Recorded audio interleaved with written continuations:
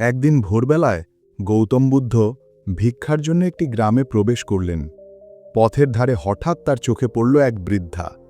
তিনি কাঁপতে কাঁপতে হাঁটছিলেন, হাতে একটি ভিক্ষার পাত্র, শরীর জীর্ণ ও দুর্বল। অক্ষম শরীরে তিনি কষ্ট করে মানুষের কাছে ভিক্ষা চাইছিলেন। কিন্তু আশ্চর্যের বিষয়, চারপাশের লোকেরা তাকে দেখে ঘৃণায় দূরে সরে যাচ্ছিল। কেউ সাহায্যের হাত বাড়াতে চাইছিল না, বরং তাকে এড়িয়ে চলছিল।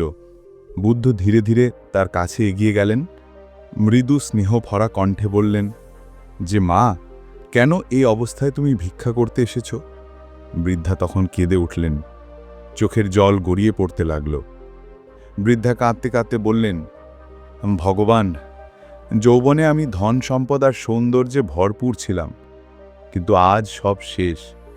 আমার ছেলেমেয়েরা আমাকে ত্যাগ করেছে, তারা আমার খোঁজও নেয় না। একলা আমাকে এভাবে ভিক্ষা করে দিন কাটাতে হচ্ছে। এ কথা শুনে চারপাশে নিস্তব্ধতা নেমে এলো।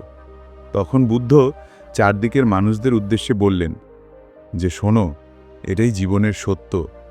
যৌবন, সৌন্দর্য, ধন সম্পদ, শক্তি সবই ক্ষণস্থায়ী। সময়ের সঙ্গে সঙ্গে সব বিলীন হয়ে যায়।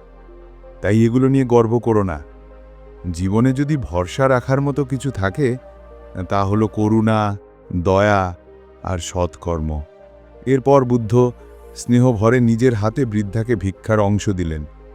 তার আচরণ দেখে উপস্থিত সবাই নীরব হয়ে গেল। সেদিন অনেকেই বুঝল, জীবন ক্ষণস্থায়ী হলেও দয়া, করুণা আর সৎকর্মই অমর।